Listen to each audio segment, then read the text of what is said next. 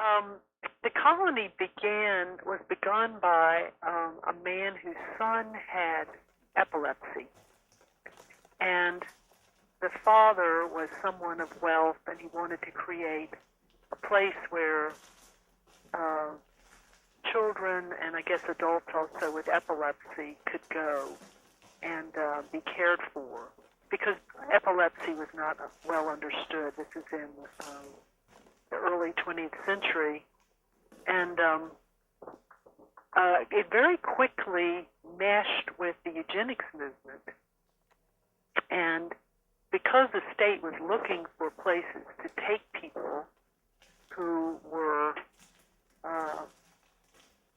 considered eugenically undesirable, it just worked out that that colony became the place to put so many of them. Thousands of people went there.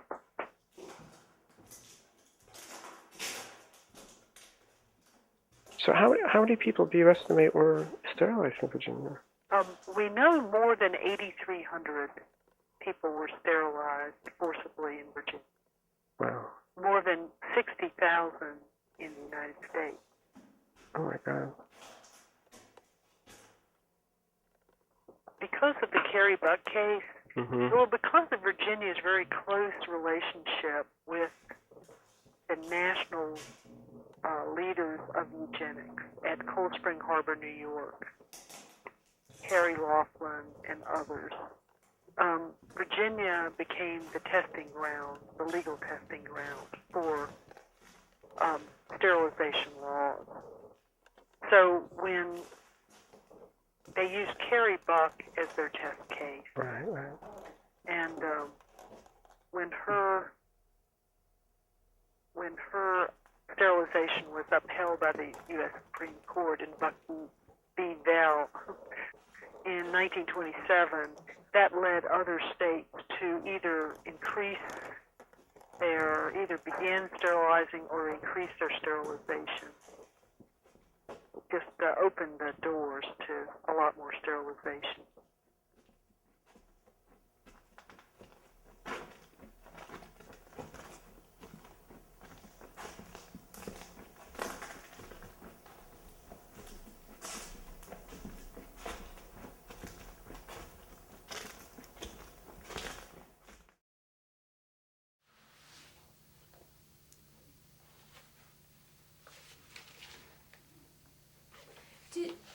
So your daddy's name was Horace? Harrison. Okay. I see that. Did your daddy have brothers and sisters? I think Dad God had them. Do you remember what their names were? Your aunts and uncles? No. Because it says this might be wrong, but there's a family tree in here that says that has Harrison Corbin in it, and that his brother's name is Samuel.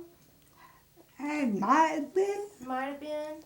And a sister named Maisie. Yeah. Yeah, her too. Did you heard of her? Mm. And another sister named Blanche. Not sure. And Dicey. Dicey. Was Dicey your aunt? Yeah. She was. She was just a little girl when they took her away, and she remembers being put into the hospital and sterilized very young, and hearing the doctors talking about how she might not make it, she might die from the surgery, and she pulled out of it, but she's just always been kind of mystified as to why she was treated this way.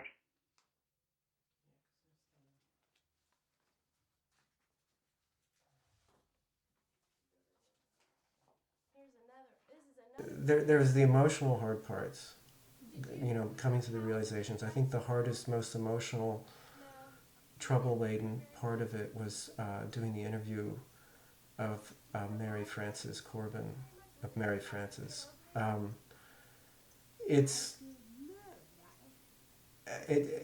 wasn't prepared for it, but it's impossibly hard to interview someone that has had their whole life taken away from them. That basically, I mean, Mary Frances' story was her father died, and her family was poor, and without her father, I imagine her family had no political power, and so her mother and her siblings were all sent to the colony, and she's never returned to Madison, even though she still identifies herself as from Madison.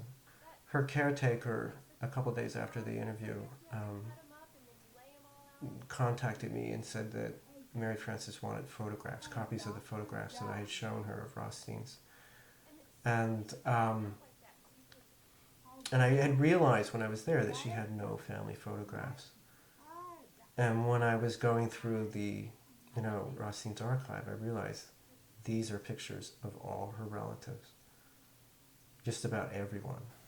When you realize that the family connected to Mary Frances was sort of the focus of Hollow Folk, and you realize the fate of these people, you realize that a large percentage, possibly a majority of them, were institutionalized when they created the park. They weren't sent to these shiny new houses. I mean, when you go down to Madison, there's the scariest document I've ever seen. There's this document, it's supposed to be a book that records people that are judged to be insane and where they've been sent. But when you get to the pages for this hollow, for Corbin Hollow, it's almost all children. And Mary Frances was the last in her family to go. But when you look at it, the first person that was committed to the colony was on November 1st, 1935.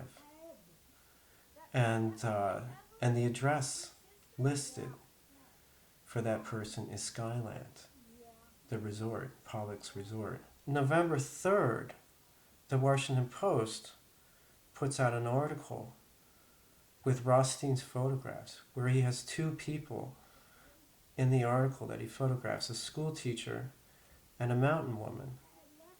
And that mountain woman is the mother of the two children that had been committed 2 days before the article was published.